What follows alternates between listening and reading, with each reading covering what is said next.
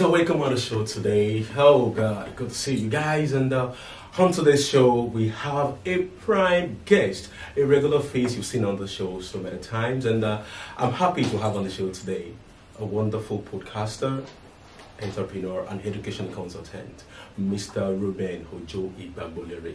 You're welcome on the show, sir. Thank you so much. It's always my pleasure. All right, my name is Adio Benjamin, and we are on the conversation on Leaders in Check. All right, today's our show, it's a regular one, and a lot of tweets and the comment sessions on IG, and people have been having this question about leadership and religious, how it works. And so the question for today's conversation is the role religion plays in leadership. So I would like you to actually educate our viewers at home. Religion as an entity is a variable. Leadership a variable. Is there any relationship between those two entities? All right. Thank you so much. It's my pleasure being here. All right, sir. To start with the topic, let's have a background check. Okay. All right. What is religion and what is leadership? Then we can draw a balance between these two things. So when we talk about religion, it basically means the beliefs, the practices of people that connects them to something bigger than them. I mean, will you agree with me that God is bigger than you? Oh, definitely. All right. So, the Muslims are always going to say to you, Muhammad is bigger than any other person on the earth. So, religion is what connects you to a different sphere, which we refer to as a spiritual atmosphere in most cases. So, what is leadership? Leadership is leading people, right, with a vision, taking them to a particular place. So, what is the relationship? We have about 4,300 religions in the world in total, and we have about 12 major religions in the world. Now, in other words, it means we are a diversified generation. People with different beliefs who are going to tell you what I believe is better than what you have. So the question is, how do you lead people with a diversified ideology? How do you bring them together? And this is, I think, this is one of the things where we came to say religion is one of the biggest problems in politics in the world. But we are not going to talk about that. Okay, that's a topic for another day. All right, so leadership and religion, does it affect each other? Definitely. We have religious leaders who are leading people who are also in the social sphere. Every religious person you see lives in a social environment, doesn't live in the church or in the mosque. So you live in the social sphere, and you are directed, it's about impact. Leadership is about impact. What you get impacted by is what you take outside. You can't give what you don't have. And one of the places that really builds people, if you want to be sincere, is religion. Religion makes people. It definitely makes people. Okay, that's a good one, a good opening from our amiable guest. How he actually exposed us to basic doctrine of the contribution of religion to the social space, as you mentioned, sir. Okay, all right. The next question now is, what is your take about a religious leader taking a dominant role in organizational leadership, maybe economic, politics, and social structures that is different from the congregational gathering that is religious oriented? All right, I think that's a tricky question. Oh, yeah. So I'm just going to rephrase, then I'm going to give an answer. Okay. I think the question is basically, should religious leaders be found in the place of social leadership? Yes. All right. The thing is, they can be found in the place of social leadership. I mean, what is leadership? Mentorship. But this is what I love to say. Because you're a religious leader doesn't mean you are going to be the perfect example that is needed in the educational sector. Because you're a religious leader doesn't mean you are the perfect example needed in the governance. Now, you can have a so much spiritual person who cannot even manage his own affairs at home. Oh. You can have a religious leader who probably won't even dare go into politics. Now, there are levels to this thing. Every leadership strata requires a level of expertise. Wow. In the confine of my own religion, Let's say, for example, I'm a pastor in my church. The confine of my ability, it goes straight to the Bible. There is nothing about the government constitution in the Bible. So everything I talk to my people about, it's about the Bible. It's about what God wants us to do. The morals of that is what I want them to take into the governance and the leadership there. So, can a religious leader be a religious person be a leader? Why not? Okay. Do you have what it takes? Do you have what it takes? Okay, on that note, I will establish another assertion. Do you have what it takes? Okay, for instance, looking into the setbacks that come from the place of religion. We've seen a lot of debate on social medias. People have taken it to Twitters. People say religion are the major problem of the politics from the grassroots. People actually idolize their religion. I won't mention any religion in particular. We have, like you mentioned, we have 12 majors and we have so many religions, both cut across the oceans. So now, what are the setbacks do you think religions has actually coming to influence the governance of people? All right. Let's take from this area. One of the major setbacks is the dominance of religion in a particular sphere. If you have the dominance of a particular religion in a place, obviously you wouldn't want any other person to be in governance other than your people. And that is one of the problems. All right? Before Libya plunged into war under Gaddafi, one of the major problems they had, Gaddafi had the Green Book. There was also the Quran. There was a problem between, is Gaddafi going to choose between the Quran or choose between the Green Book? That's wonderful. So that is, Libya started plunging into war just based on the levels of religion. And that is where the question comes from now. So religion is the basis where there's a disagreement between then the president of Libya and his people. So should it be like that? Like, should we have such scenario whereby people we judge or we actually evaluate their leader based on his belief? The answer is simple. If you want to lead, don't lead with religious sentiments. That's it. Okay, that's a quick one. Okay, we will go on a quick short break, and when we're back, and our guest will be going deeper into the media content for today's show. You are on the conversation with Adeoye Benjamin. Leaders in check. Stick on. No, you can't give what you don't have. Yo, welcome back on the show. It's the conversation with Adeoye Benjamin on Leaders in Check, and we still have a wonderful guest. That's Mr. Ruben Ojo Igbaboleri, a podcaster, and is a wonderful friend of mine. Back to the conversation, and briefly, I would like you to actually talk about your podcast platform, because I need the viewers to know the basics of your contribution to good society. You don't just bring people on this platform. You must have had influence on the grassroots level. So tell us about your podcast. All right, so I think this is some kind of free advert. Yes, of course, definitely. All right, thank you. So the podcast is Truth Alone. That's the name of the podcast. We just share the basic truths of life, the things you know based on my experience, the experience of other people. I've served other people, under other people too. So we just share these things and have a conversation. I mean, it's my opinion. I might be wrong, and in most cases, I like to be wrong, so I can be proven right. So I think it's going to do a lot of us good to just listen in, tune in, and just be a part of it. I mean, it doesn't take anything just to gain some new insights and just to refresh the mind. All right, okay. So that's a quick one. Truth Alone, a podcast you should listen to. You can just go on social media handles, just go search that and click the follow button. Okay, back to the conversation, sir. All right, we need to actually examine. There's a woman called Baron J. In 2013, she spoke about the platform, the role religion plays in ethics, social lives, spirituality, politics, and economy. Now, I believe there is an assertion from our observation, which actually brings to the discussion of humanity and leadership.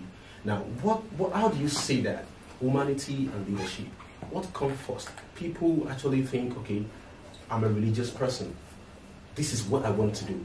This is the path I want to follow. This is my leader. I'm following whatever he says I should do. So where do we put humanity in such scenario? All right, you just touched two basic things, two separate things, which you're going to address. The first thing is humanity and religion. Yeah. Humanity comes before religion, or let's say should come before religion, because we place the latter before the other. So let's say humanity comes before religion. Now, you and I will belong to the same religion, but do you really know if God is white or black? No, till now I don't know. Okay. I mean, we are not going to talk about other religions. Is it white or black? I need to know. Sincerely, I think we need to get to heaven and ask him that same question. Viewers at home, please, who knows the color of God? Is it white or black? If you know, please, you can just tweet at us at Leaders in Check, so we can actually find out the next show. Okay, sir, we'll have you. It's easy to discriminate with religion and just have some resentment about other people. I said over the years, some of the best persons I've known, they don't belong to the same religion as I am, and I'm proud to say it everywhere. They don't. In fact, they've never belonged to the same religion as I am. And this is one of the reasons why I think putting your fellow person first does not change your beliefs and moral values. What you believe in is what you believe in. All right? Taking care of the other person doesn't assert or doesn't disrupt that belief system. I believe that God is real. Even if I'm a friend with a person of other religion or other color, it doesn't change that fact. If you really believe, if you're a strong believer, and you know, there's something about religion that we need to understand. All right? It's a mindset. It's a mindset. The more you grow in that mindset, the more you get to understand what that mindset is actually about. Most people actually don't know what the religion is. They just know what the leader says the religion is. And those are two different things. My leader can dictate my religion to me, but do I actually understand where their religion came from? My leader actually learned under somewhere. It's so easy to pass down the line of wrong information to people. But the truth is, have you ever gone back before, ever, to actually just say to yourself in one day, what are we actually doing here?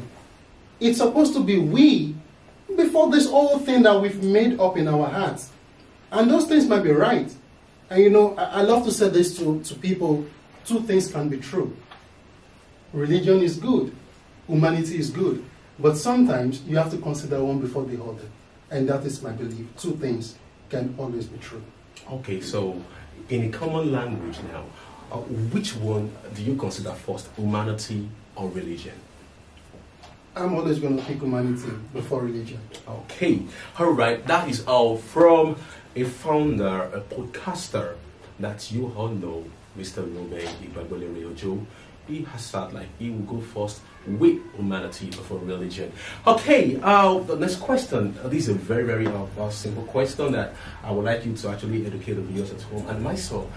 We're talking about impact of religion on leadership. We're talking about the challenges. We're talking about the hopes, and then some people that they actually attack their spiritual leader. Oh, let me say they are religious leader. Like I got into this mess because you told me to do so. So why would this happen to me? But my leader in this social religion said, if I do this, this will work. If I follow this person, the economy will be better.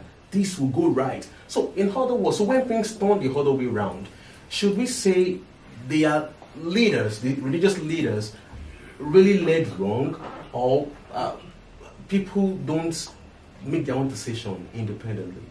All right. I think the first thing to say is this. Religion is a title, but within that title is an impartation of values and creating your own mindset. Okay. One thing that people have failed to do is to understand that you can have your own mindset. It's fine to have a leader, but it's also fine to understand and believe what you believe to be true. All right? We were growing up in school. Everybody had math teachers. Mathematics was one of my scariest subjects in school. But so do I. You taught me in school, I'm probably going to go back home and double check, double down. People don't do this. If I send a political candidate to you, it is your job to actually find out. To evaluate. Is it worth it? Yeah. What this leader is saying is just one man. The voice of one man does not overshadow the voice of millions of people. Okay, on that note, millions of people. I remember we have a few numbers of religious leaders. Let's talk about Martin Luther King. He was a minister in Baptist, and he actually stand the voice of people, Black American community, and that voice he learned in his time when he was alive, reached out to millions of people, and I believe that was what people built on. That actually brought the past president, Barack Obama. So on that take, Martin Luther King lent a voice, being a leader, coming from a spiritual or religious angle, and it was effective movement. Do I say such decision stand a good point, or all the same, it's still just give in and give out? All right. About Martin Luther King, well respected, and I'm a fan of sports. He's celebrated every year in the world of basketball.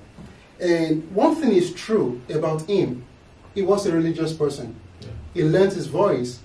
But you know what?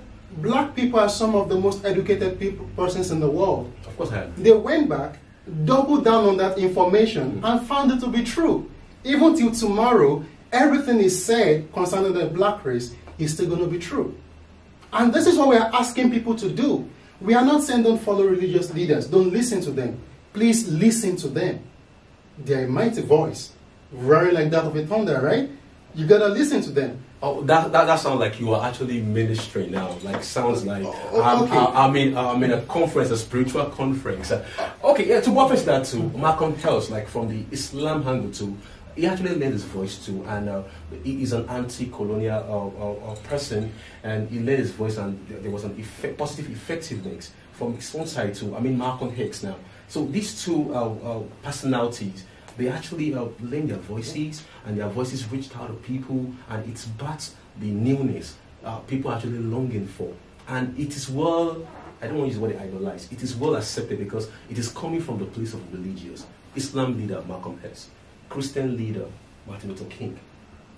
Or do you think we should push our future leaders into religious activity? Maybe people will listen to them more. Or what do you think? All right, let's take a public example. Okay. We all know about the Al-Qaeda sect, all right? Yeah. Was that born out of religion? Oh, no. Okay, let's avoid that for a minute. But they have a relationship with the religion, I won't mention. Okay, now let's go to the Germany of the years back, the Nazis. What was the name of the Adolf Hitler? Adolf Hitler, yes. Yeah. All right, Adolf Hitler was a religious person. Now let me tell you something about Adolf Hitler. He couldn't write very well, but he had only one skill. He could speak. He went to the religious places. He spoke. He commanded people. People followed him. But was he wrong at the end of the day? Of course he was. He's never remembered in the book of history like the likes of Malcolm X, no. Martin Luther King. Never. No.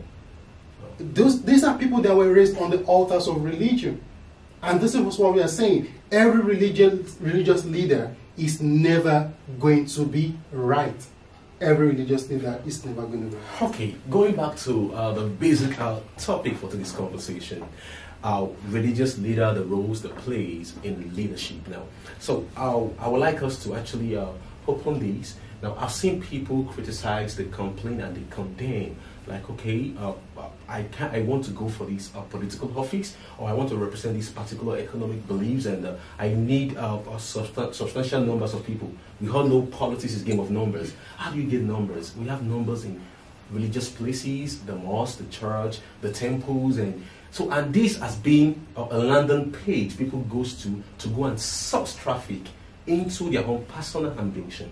So I would say now, religious people, or the people that are practicing their own belief should shut the door to accept people from the other side. When I mean on the other side, people with political agendas, not to come here, because much time religious platforms are just used to get people for them to fulfill their own particular political ambitions. And at the end of the day, most cases, not all, please, most cases, it ends up in a mess. All right, I think that's a good question, and it's going to help the upcoming generation moving forward in making decisions and getting the desired results in those cases.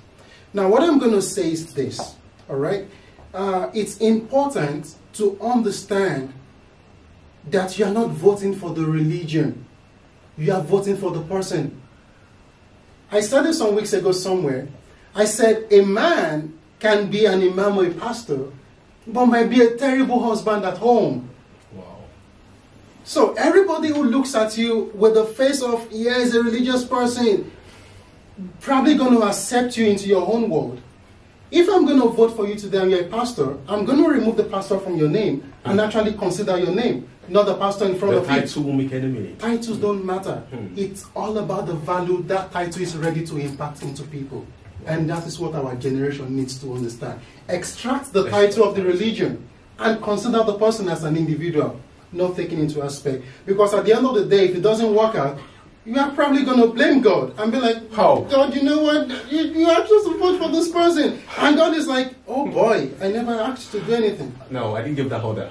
All right, I didn't give that order, something like that. All right, that's a wonderful one. Okay, the thing about people and their own personal independent conscience as regard leadership and religion.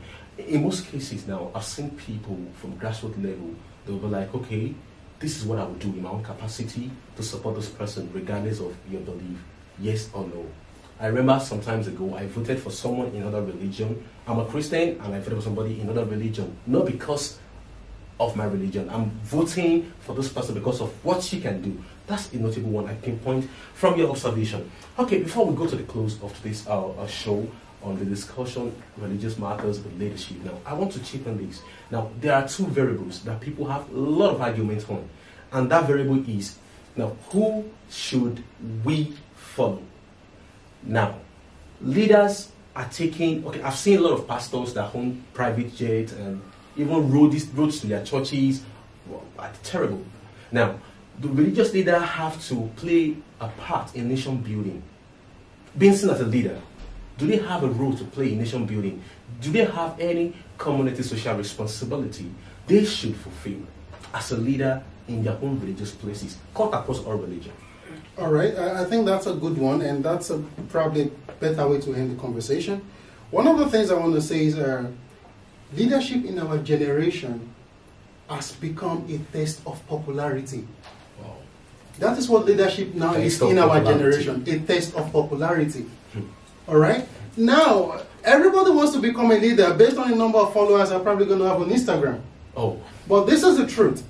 We need religious leaders and religious institutions to build our people. Let's not forget that why we have religion is to make better people. Is to get people from the dunghills and make them better than they were. That's a form of success. So, are we going to say religion should be extracted? No. I think it should stay. It's going to improve people. It's going to add values to them. Life is all about values. Yes. It's about the effectiveness of those values at the long run. So I think it is important to understand the basis of religion. Improving lives. Building better humans. All right? Improving lives. Improving lives. So at what point do we actually step back and say, we shouldn't do this again? I think it should be at the point where you see that your religion is not impacting those values again. It's expired. Quickly, let me quote one of ministers in Nigeria. He mentioned, like, okay, the government don't fund our own commercialism church. So how do people say, you know, you should do something to help the government? And what do you think to that that scenario? Like, do you think it's right? Despite that, the people in the church, they are people in the public. They are people that will still benefit from what they're asking you to do. Do you think that assertion is right? They say government don't fund him, so why would he do anything to support the government? No, I think that's one of the things in leadership, and that's what we call selfishness. Oh. You are being selfish. All right? If I'm not going to get from you, I'm not going to give to you. That's what you are doing. That's trade by barter. We are past the era of trade by barter. Everybody's at the present age of setting the stones so that we can make a wall. Everybody needs to drop their own part, contribute your own part, drop your own quarter, and make the better world. All right? The idea of if you don't give to me, I'm not going to get from you, we are way past that. The world is not going to grow like that. We don't even have the resources in the places like Africa to go around religious organizations before you contribute. So it's going to be in the interest of everyone and the interest of the upcoming generation, really. Because as the world is right now, you can see most of our leaders late in the 70s. We need the uprising of new leaders. and you withholding what you have to help them is not beneficial to anyone. Yeah. It's not beneficial to anyone. So to make the world a better place, let every man and woman, child and the young, the old, the man, the adults, let them make their own quarters on the ground. Set your own time, all right? Put your feet on the sand of time, and let it be said that for you and I, we were able to make the world a better place. Wow, that's a wonderful one. Okay, thank you, Mr. Ruben Igbagbole-Riojo. Thanks for having me on the show today. And we are talking about the role religion plays in leadership. And that's a very good topic. He was able to actually open our eyes. This is an eye opener. I actually learned a lot of stuff today on leadership with religion. The effectiveness, the setbacks, the limitations, the way forward, and what we should do. Humanity, talking about religion. This is a wonderful moment I would like to actually remember. So you can actually go to his podcast platform at The Truth Alone, and just go to Truth Alone, just go and listen more of the wonderful, inspirational content from him. Thank you for coming to the show today. All right, I remain myself, Adeoye Benjamin, your host for the conversation on Leaders in Check.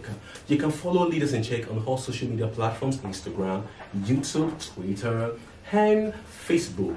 And myself, my social media handle on Instagram, Mr. Ben CEO. On the next show, we're coming with another explosive content. When I mean explosive, not to blow you up, and explosive content to put a smile on your face and to inject a content that will improve our lives. Don't forget the core vision of this platform is social civility, our watchword, and we will stand to that. Thank you for watching today's show. See you next time on the show.